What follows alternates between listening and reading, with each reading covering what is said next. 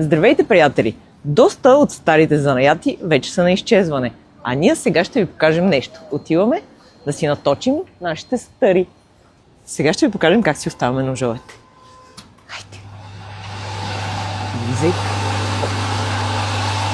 Здравейте! Ето ги! Тези два броя. Добре. Ще ги направя.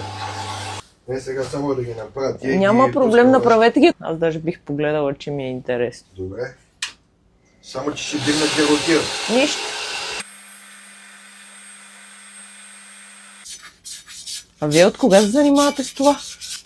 20 години. Викате, че сте останали общо взето 3-4 за София. Аз поне за толкова знам. Ще ти отече ръчичката. Той е много тежък, а затова е основно сето. Защо не си купиш лов? Ще си купа. Роко Телен. Той се ползва за? За махане на стружки.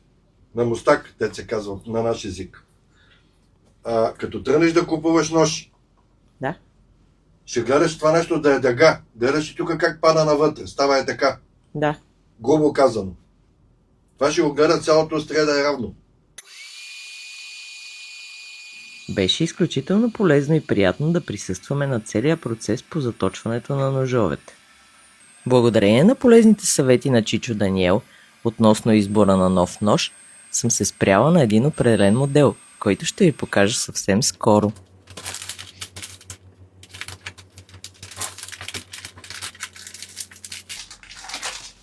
Слагаме в турбата.